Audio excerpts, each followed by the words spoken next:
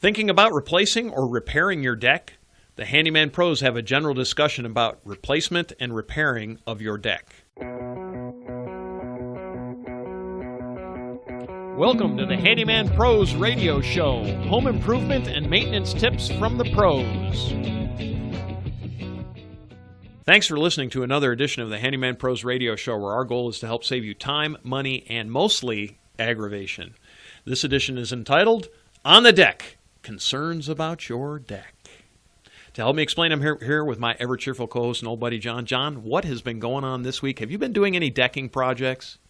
Greetings. Yes, I have. Larry. Good to be back. Yes. This week, I did replace some boards on my deck. As I said the other day, I did rebuild some stairs in the off the back, which were wooden stairs, But then I got to looking at my deck, and I'll tell you what, after all these years, I had a couple of boards that I had to replace. So I thought, hey, might be a good time to talk about that, because my thought process was that I wanted to replace those boards sooner than later so that they would break in, and I could stain them in the fall. That was my thought process of repairing the deck early on before the summer. Yeah, and there you go, right? So whenever I think of breaking in on a deck, I think of breaking your leg as you break a board as you walk through it. But anyway. Oh man, I'll tell you what, and that was another thing that really got me, was that as I mentioned to you before the show, was that I've been on I think a couple of outdoor decks right now that it was dangerous. Let me just say that, and not because it wasn't built right, but the wood on the deck was just rotted away. The boards, the floorboards were rotted away. And you mean they don't last forever? And that's a good point. A lot of folks don't understand that. Even though they're pressure treated, they don't last forever. And I will tell you that I almost fell through a couple. I mean, it was really bouncy. I was like, whoa, this thing's about ready to go. Yeah. So I have my deck. I have my deck story. You know about my. We'll talk about my deck story, and we'll talk about let's talk about some decks. Let's talk about what we're talking about. So let's just get into the real basic things of like, why, what do you need? Why do you think you need to actually replace your deck or do the repair, right? So we just touched on some of those things, right? You just did. You're walking along and it's springy. The wood is visibly rotten, right, John? What other things are we looking at? So this is just basic inspection, right? It's kind of funny every once in a while, and I hate, sometimes as much as you hate to do it, you've got to get underneath the deck and just stick a light underneath there just to see what's going on. How's everything going under there? Right. Because you can really get you don't want to get caught from behind in terms of this wood rotting away, or because once you have a big problem, in which we're going to talk about in a second here, once you have a big problem and a structural problem with your deck, that's when the fun starts. If you think it's fun, yeah, I don't. But anyway, yeah, we'll get into that. So, first things first, you're doing an inspection. The first thing is obviously is you walk on it, right? So you're feeling for loose nails or whatever. You're feeling for spongy wood. You see rot, right, John? You can see where maybe there's holes in it or whatever. And then you're talking about actually getting up under it and looking at the superstructure, or looking at the structure, not superstructure, that's above. You're looking at the understructure of the deck, the actual right, joists and the posts and all that kind of thing, right? Because decks are built much like a house is built. They're built with rafters and things like that, and they're set on posts and outside, and so that's what it is, right? So we're looking at all of that stuff. Would you agree with that? Yeah, and then on the top, I'd be looking for you seeing the boards start to open up, and they're sucking in water. Yep. And they're just now it turns into a real mess, and you can start putting your fingernails, your fingers through it. And you might start to get this occurring on the railings. Your railings might be getting loose. A lot of the older decks were just nailed. Yep. The big support posts for the railings were just nailed onto the sides. So you just have to be. It's really important to look at these things every once in a while, because Well, there's a lot riding on it, right? So there's liability issues. That's what I was about. Yeah, that's a good way to put it, because it can really turn into disaster. Well, I mean, a lot of that is just perspective. I mean, the last time my deck rails were loose, my deck was only 25 or 35 feet in the air. I just invited my ex-wife over and said, "Hey, go check that rail there. Give it a good push and see what happens." But no, yes, I'm just kidding. That's just a joke. Yeah. Go ahead, lean up against there. Yeah, lean up against there. It's a good thing. But anyway, well, actually, it brings up an interesting story. So, John, you and I were out on that one job at one of our good customers' place, and we were actually working next to his deck rail. And remember, we grabbed a hold of it, and it moved how far? Oh, it could just about come off. Yeah, so it was time to do that repair. So definitely on your railings, you want to make sure. John, are railings supposed to move at all? No, they're supposed to be pretty solid.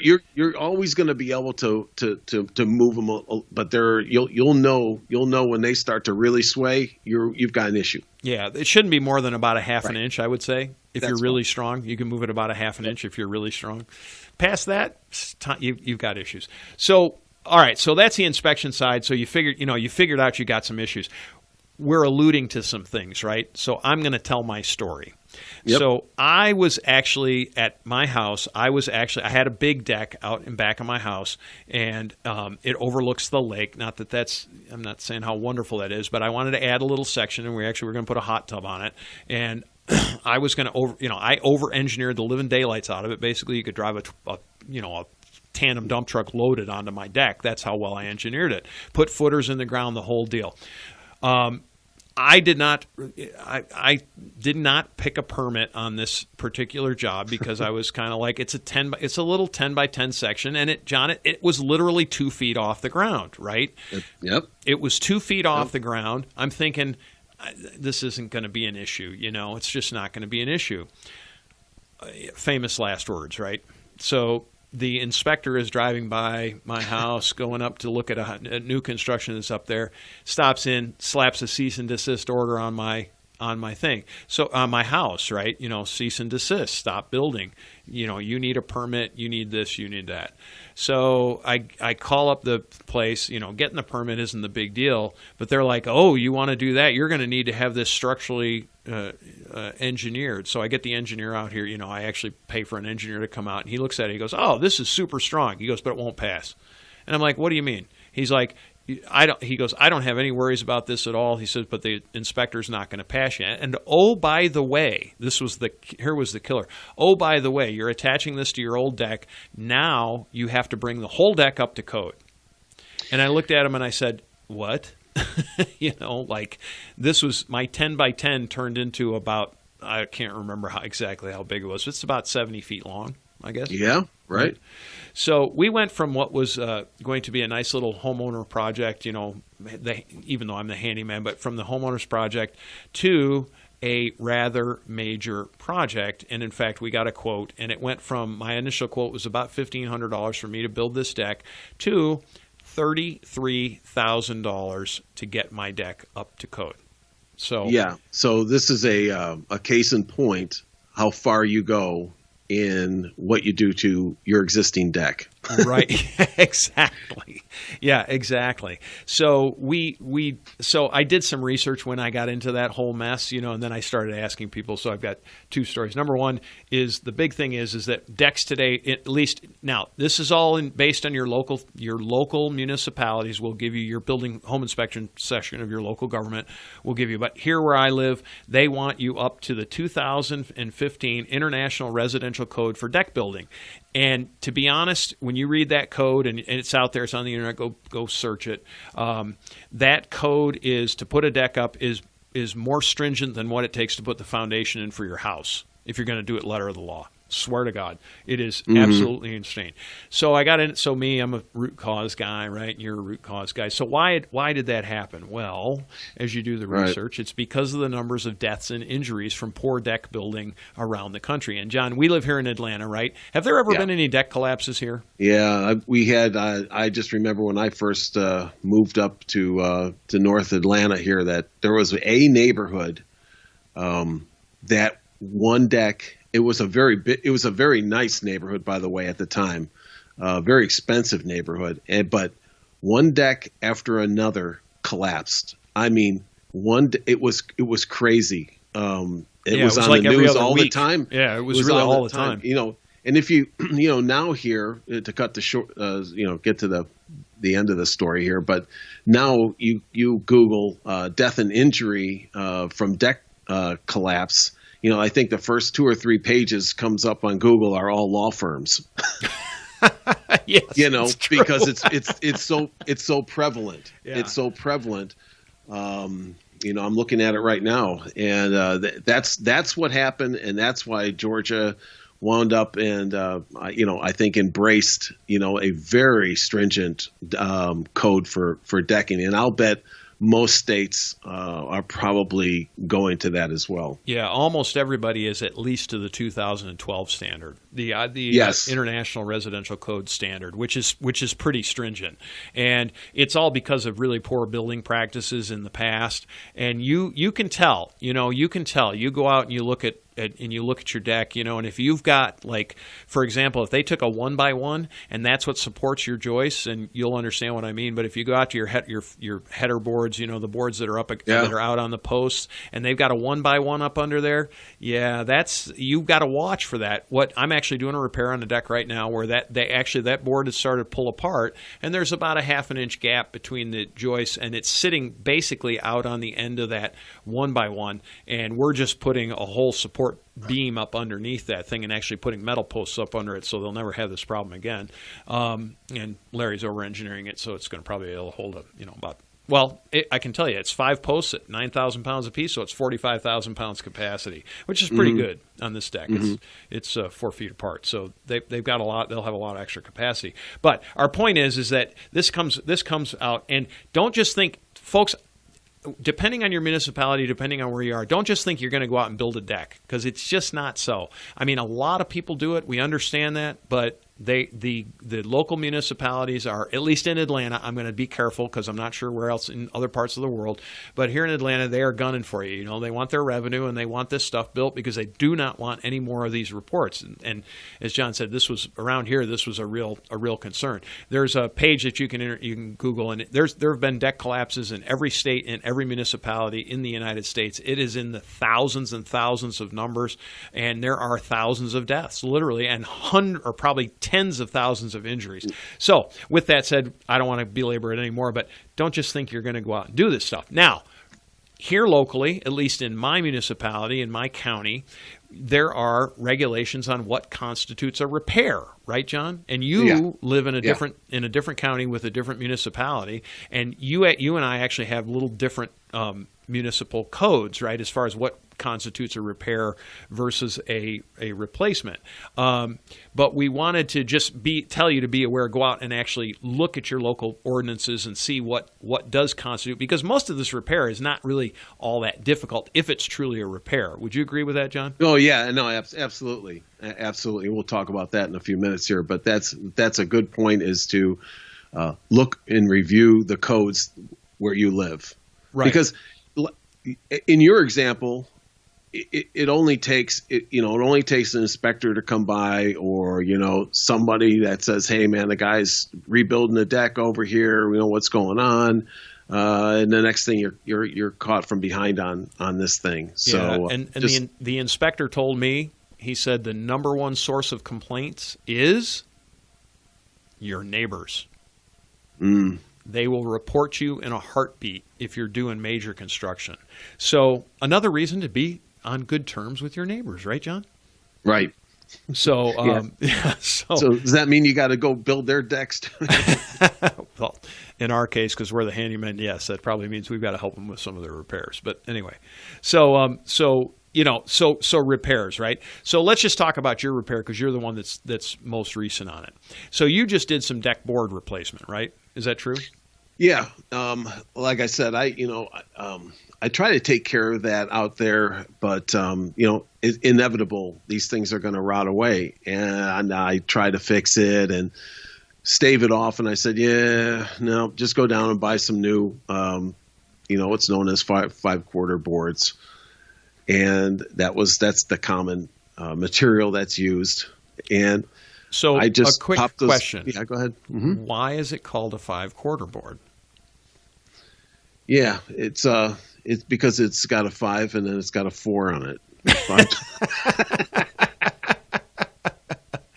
Good one, because it's actually supposed to be 1.25 inches thick. Yeah. It ends up being milled down to 1 inch, but Yeah. it is thicker than it is 3/4 of an inch at the rough lumber. Exactly. But in the parlance of the terms, it's called a 5/4 board, and that's the typical decking board, right? So, and it's the rounded edges, and it's pressure treat, and it's rounded edges, right? 5/4 board. And I just saw, and I think I told you this, Larry, the other day. I just saw at some of the big box stores, they now have like regular 2x6s and things that are machined off on the side. You know, like the those 5/4 boards. Yeah, So they're for decking. You come in. For decking that makes your deck even thicker, like the old boards used to be. But anyways, so I went and I did buy a whole bunch of these boards and replaced that. Fairly easy, fairly straightforward. It doesn't take many tools to do it, but I'm really glad that I did it, because when I was pulling up those old boards, I really realized I was saying, man, I was really on borrowed time. How many broke when you pried them up? 2 of them. 2 of them broke, yeah. So the actual board actually broke. Oh yeah, and splintered. Yep. I mean, it was crazy. So and I removed the nails. I didn't use what we'll be talking about here in a minute, but I didn't use any big crowbars or anything. I actually just got in there and dug them out with the nails. Then they were nailed in originally. Yeah. They're screwed in now, but yeah. Well, and we're going to talk a little bit about that. Let's talk about materials too. So we talked about 5/4 boards and pressure treat, right? Which is probably the single most common decking board. That, and I would say 2x6s actually. Yeah. Just depending on the age of the deck and also some of the construction techniques. So either way, it's going to be a 2x6 or it's going to be a 5/4 board, which is 5/4 by 6 inches wide, right? So almost all, not all, but almost all decks are 5/4 or 6 inch wide boards. They're actually 5 1/4, but they're 5 1/4, and they're various different thicknesses, right? What other materials now? So there's some new materials out there, right? Yeah, so things have been out there for a little while now, and that is kind of that plastic wood composite. You might know it as Trex, or some of the other brand names. Brand names that are semi-synthetic. Yeah, that's a good way to put it. Yep. So to me, the pluses and minuses are, it looks great. It stays that way for a long time. Really isn't going to rot like a regular piece of wood. But I'll tell you what, it gets hot. Yeah. Woo. I mean, it gets scorching hot. Yeah, there's a couple other things. Yeah, that's probably the biggest downside to the manufactured woods is that temperature, especially here in the South, where when it's 95 out, that stuff's 95. Your feet are dancing all over the place. So that's the biggest one. But I've actually taken some of that up on some older decks, where it's been down 5 to 10 years, I suppose. And I'll tell you, it's actually hard to get up because it tends to break. And it also has to be put down with specialized screws. So you just don't use a regular screw with it. And all of that adds to cost. It also is very expensive. Now, it is, as you said, John, it's composite material. It does not rot. It looks great for a long, long, long time. This stuff that I took up was actually one of the first generations of it, and it was still in pretty good shape. And so, from a look standpoint, I don't think can you paint it? Paint it or stain it? I don't think you can. So I think one of the other potential downsides is the color that you choose is the color that you keep. So right. So those are the downsides. And then the other side is wood. And then really I don't know of anything else that's used for decking other than maybe traditional non-pressure treated wood. But I think you'd have to be insane to do that. So. Right. I mean, right. Well, there are things that, like, now you can go to exotic woods. Do you want to put down teak? Open up the wallet. I do with your wallet. Yeah. Yeah. I'll do it with if you want to pay for it, it'd be great. Yeah. Larry, if I had your money, I'd burn mine. Come on. And together we'd have a very, very tiny campfire. But yeah, I mean, so you have all those exotic woods. That aside, most of us have pressure treated lumber. Right. And that's for a lot of reasons. But anyway, if you want to look at that, look at pressure treated wood, and you'll find out the reasons why. So railings. So we're kind of talking materials right now. Railings. What are railings made of? Well, your classic railing are those. What are they? 2x2s. You might have a 2x4 on the top. The pickets themselves might be the 2x2s. 1x1s, whatever they are. But that's the classic type of older style railing. I know the new ones that are out there are the metal railings. I think those look great. And I've been contemplating that here at my place. I'd like to, might entertain that as I go through and look at the, my railings as well to do some things there. But so those are steel rails. They're manufactured, right? And they're steel or aluminum, right? Or aluminum, yeah, steel or aluminum, and they're manufactured, and they're you can purchase them in modular case. You can find like Ornamental Ironworks places will have them, and believe it or not, they're not really that terribly expensive compared to wood. I was surprised. Yeah. I mean they jig this stuff up. They have these jigs and they can whip that stuff out. Now it does have to be custom sized. That's about the only downside to it. But if you get your distances right, man, and it goes up really quickly. It's really easy. I've done a couple of them now. And really like it. The big advantage is it's a very narrow profile as far as the metal rails go, so you have good vision through it, right? So you can see through it a little better. The stuff that we do here in Atlanta is powder coated, so it's not really painted. It's powder coated, which is an electrostatic coating, and anyway, it's a little better finish. And really not bad. I mean, I would say in cost, it's not even it's probably like 1.25 times what would cost, John. Would you say that's about right? Yeah, something like that. I don't. It really wasn't that bad. That's why I was thinking, I really like the look of it. Yep. It's not too obtrusive. Lower maintenance for sure. Oh yeah, for sure. Yeah. A ton lower maintenance because you can just hose it off, and it's metal. So if you get aluminum, it doesn't rust. You worry about oxidation maybe a little bit, but it's powder coated. So yeah, I mean think about it. They also make plastic, right? There's some plastic railings that are out there. There's the stainless steel cables that are real popular if you're trying to get that look. Yeah. That can be kind of pricey. You got to be with all railings too. You want to check your local codes because there are requirements for the various different styles of railing, and it's mostly to keep people safe. Now, I will say, I'll tell the wrap up story on my my deck saga here towards the end of the show. But the other things that are available too, there's glass, right? Have you ever seen glass, John? I have seen it one time, and it was just a very, we were talking about this before the show. Is just, I don't see it very often.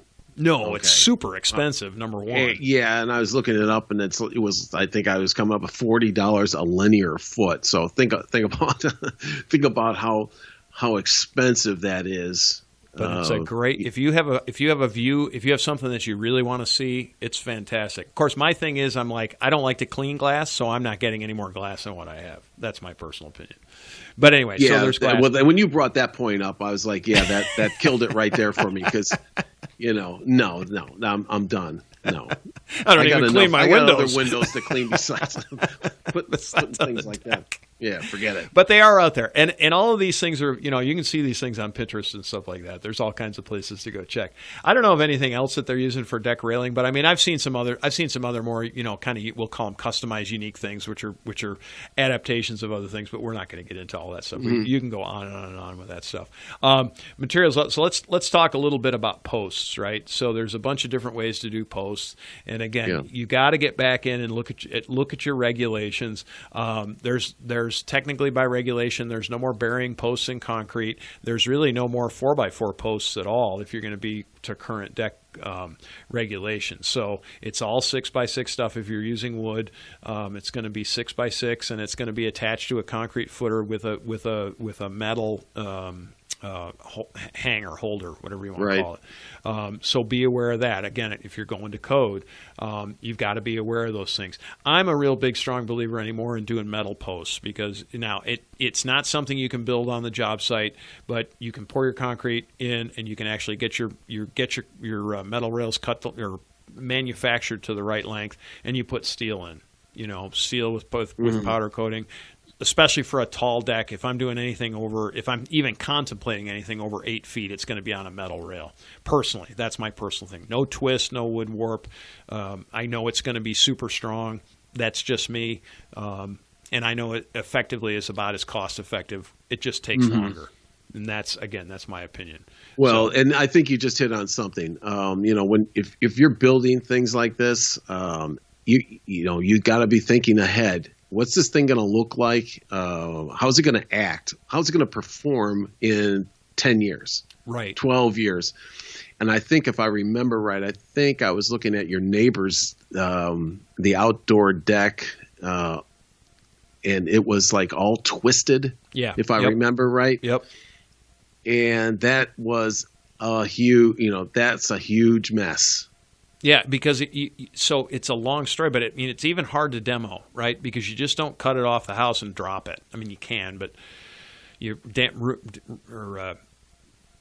you take the chance of ruining the house, of damaging the house if you just try to drop it off. So it's just not, it's not that simple. So it's just one of those. We talk about a lot of planning on this show, and we talk about it because we've lived it, right? I mean, it's not only that we've lived it, we've seen it. We see it every day when we go out there to work, and we sometimes, how many times do we scratch our head and go, why did they do this way? And we can have a whole show on that. But anyway, so those are just different things to think about. Think about all that stuff. It all does relate back to your things. Most of the time, your repairs, most municipalities, and definitely up under the current residential code, if you're doing anything to a post, you've got to be super careful for code reason, because they're going to be looking for that. They consider that a rebuild, not a repair. So and I think that's part of the main takeaway of this show is to understand that as we start to wrap up. But some of the how-tos. But that's a great point. Understand what you're getting yourself into, whether it's just a repair or it starts to get into the rebuild, and then you've got issues. Yeah, different things. One other thing we wanted to talk about was fasteners, right? So, John, you and I are big believers in screws, right? I'm not a big nail guy. No, not anymore. And but one thing is, we've seen this, I don't know how many times, but too many times, I guess I want to say, where somebody shoots the wrong nail through pressure treat wood. John, what happens if you put a nail through pressure treat that isn't rated to go into pressure treated wood? That's right. It'll rot. It rots. It rots, and that's I've seen this time and time again. For the first couple of years, you're good. But if things aren't outside, if things aren't lasting for 10, 15 years, something's up. It is. You get what you pay for in this case, and that's a great point. You get what you pay for. You need to think this out and do it right. But yes, if you put the wrong fasteners through pressure treated wood, that wood will eat those fasteners up. Yep, and it takes just long enough for your home warranty to be out. Yes, it's exactly how that goes. And you and I are big believers in screws. So I personally believe, screws don't back out, right? How many times have you walked on a deck and you hook your foot on a nail that's popped its head up, right? And you trip or whatever, or you rip your shoe or you rip your foot or kids get hurt or whatever. There's a million different things that happen. Right. And then you go out there with a hammer, right? I'll fix this, and you nail it back down, and 2 days later it's back out.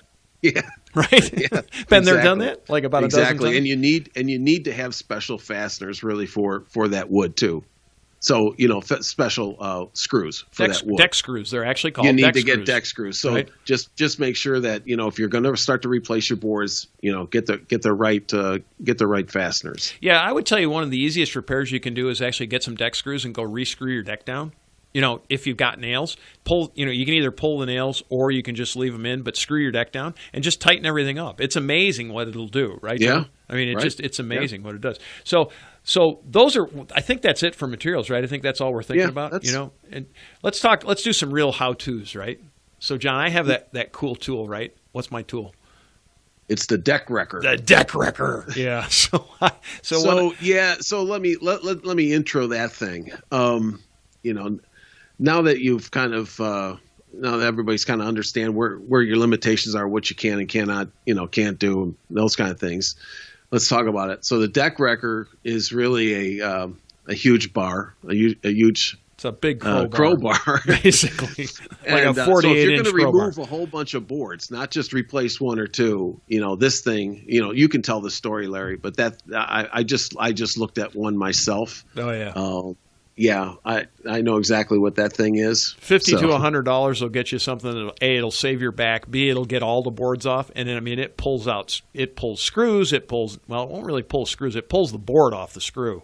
So if you're having a hard time, and trust me, getting some of these deck boards off is not simple. Would you agree with that, John? Yeah. Now, especially if they're screwed down, and you can't back those screws out, you've got that's some fun time. Now. With the nails, it's not so much of a such challenge. a big issue, yeah. But it's still a lot of hard work. It is a lot of hard work, and I agree with you. Use the deck wrecker, to pull up all those boards. If you're doing a bunch of them, if you're doing a lot of them, you're not going to be pulling nails out and just popping off the board. No. So so that's a first suggestion is get a deck wrecker. You're going to need a good crowbar at least, right? If you're going to pull them, and I don't care nails or screws, you're still going to need it. And you got to get that first one off. That's always the hard one. But if you get in with a good one, you pry it up, it'll pop off, and the rest of them come easily. So that's one real how to is think about a deck wrecker group. There's about 2 or 3 different manufacturers for the various different types of them, and they come in a little different price points, but I bought one and I'm so glad I did because I found I use it for other things as well. So replacement on 5/4 boards. So this is just, if you're going to go in, if you've got particularly rotten ones, pull them off, right? And then and you can replace each individual board. There is a quick tip of you can actually flip the boards over sometimes too. So if you've got cupping, if you just have cupping on one side, you can actually, if the boards aren't in terrible shape, try flipping them over. Take a look, pull one up, take a flip on it. If it's structurally sound and you're not going to step your foot through it, but it just looks really bad, sometimes you can just flip them over, right? That's a little cost-saving tip there. And I will give you another tip is that if you are going to start replacing boards, make sure you have a place where you're going to stash all the old material. Because I only replaced a couple of boards, and I got my garbage can is full after I cut them all up. That's a whole different show. That's a whole different show. I'm just saying, once you start, there's a lot of material. Yeah. What other tips do we have, John? The railings. Yeah. What constitutes a replacement, right? So be careful when you're replacing your railings, because the code man will come get you, right? Right. Plus, it's safety. It's all about safety as well. Yeah, and you just be really careful when you do those kind of things and look up. Now my deck, everything's got lag bolts on the main posts that are holding up the railings and things like that. I've been to a lot of homes lately that they're just nailed in, and I'm thinking to myself, wow, are you kidding me? They're all loose, they're all backing out. So you just look at that, and like you mentioned. One of the things that you can do is that if your railing is wobbly or something, take a look at it. Maybe you can just drive in, some lag bolts in there, to shore that up if it's just nailed in. Yeah, there's all kinds of really great products as far as this kind of stuff now. So they make specific bolts with great big flat heads on them. And they drive in and they act like a big washer, so it really will tighten things up. It's so much easier, and it looks better too because they're so flat. So look at those things. They're in the specialty fastener things in the big box stores, and they're elsewhere as well. But there's all kinds of ways on the railing, to just be aware of what constitutes replacement and not repair, and try to use what's there and fix it first just to see. But if they're really, really wobbly, you got to tighten them up because it's a safety issue. We don't want anybody falling off and hurt. Big time. People can lean against it, go right over. Yep. And on the top of my railings, I have 5/4 boards on the top of those. Yep. And those need to be replaced. Yeah, because they get splintery, right? They get splintery. Well, they get splintery, but it's also they've all opened up. They're all sucking in water. They're just old, and now I'm on the this kick of getting my deck built up here and not replaced, but repaired before the fall, so I can stain the whole thing, and I'm back to the consistent color next year. But I'm still working on it. So let's talk a little bit about pressure treat wood. So pressure treated wood needs to do what before you put any stain or paint on it? Yeah, I tend to think of it as it breaks in. Okay, it kind of dries out. when you pick up a piece of pressure treated lumber at the store, it's really heavy and it gets wet. Through the process that they go through to when you shoot to screws treat through that it, wood. You shoot screws through it, and the water comes seeping out, right? Yeah. So it's but that all has to dry out before you stain it or seal it. Right. So, I think it's about 6 months. It depends on how wet it is when it goes in, but 3 to 6 months minimum. General rule of thumb. Rule of thumb. Yeah. So I'm hoping that come around the October time frame that I'll be in good shape to go ahead and restain the whole deck again. Yeah, so you're going to stain. So let's talk about stains and finishes and then maintenance too, because I kind of consider those to be part and parcel of the same thing. So maintenance and or protecting your deck. Do you think staining is a good idea, or painting, or both, or either? Let me give you my take. Let me give you my take on it. I would never paint a deck with paint, okay? Because it'll flake off. Yep. That pressure treated wood, it's just not. It doesn't work. Doesn't adhere that well. No. Now you can have a solid color stain that looks like a paint. That's what you want to use. Some people go and paint, and it's like no. It just seems to fail all the time.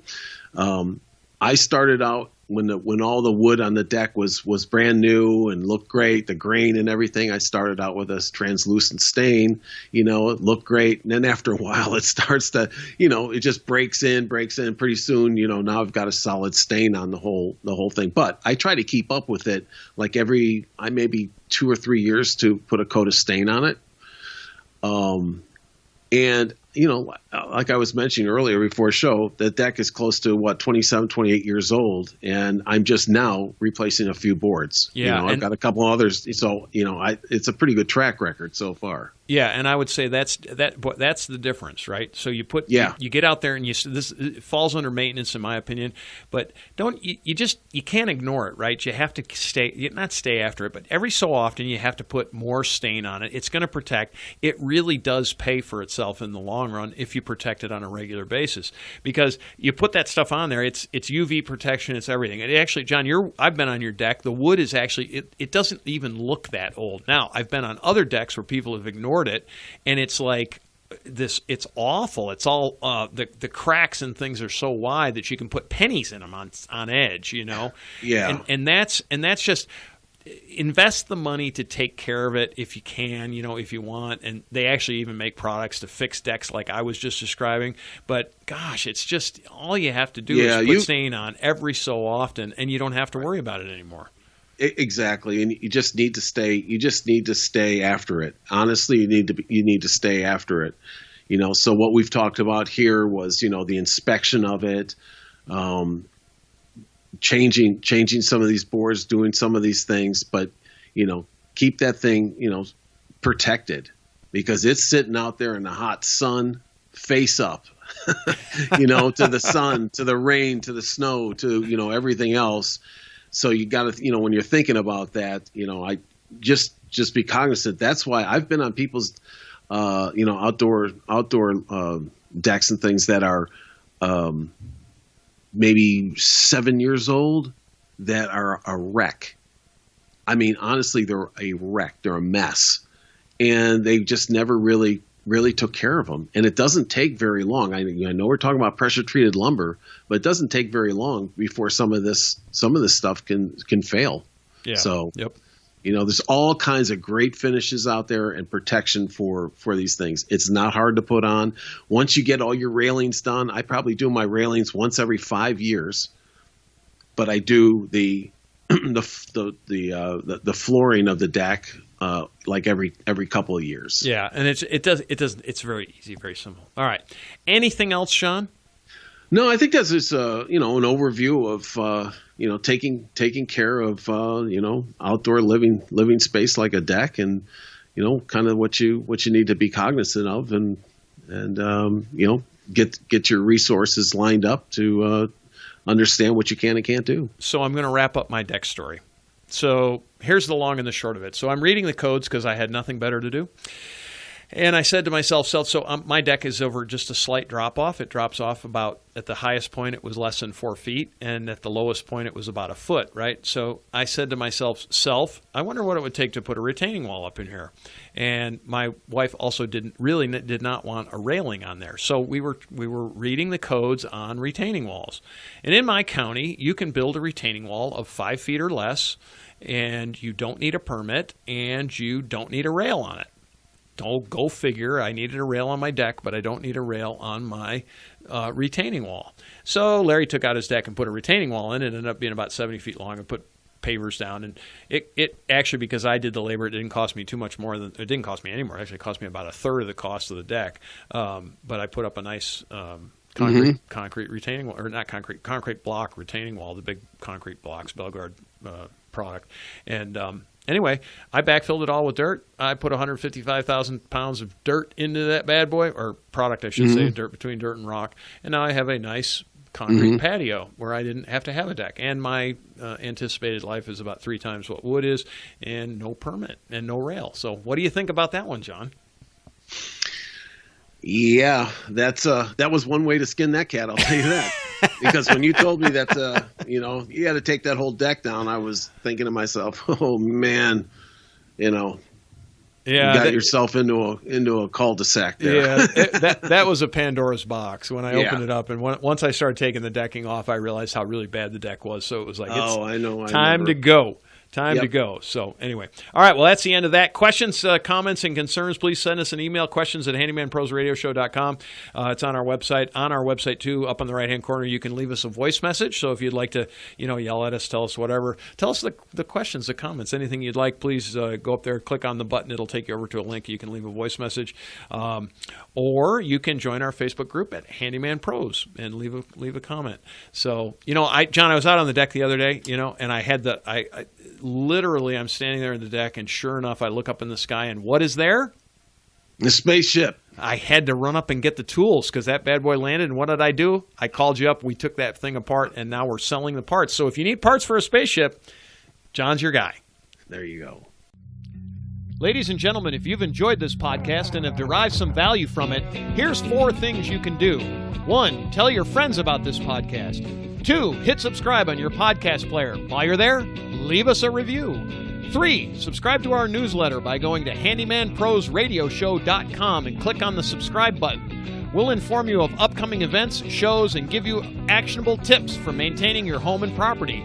And 4, send us an email with your questions to questions@handymanprosradioshow.com. That's handymanprosradioshow.com. That's our show for this week. Thanks for listening. We'll see you next week on the Handyman Pros Radio Show.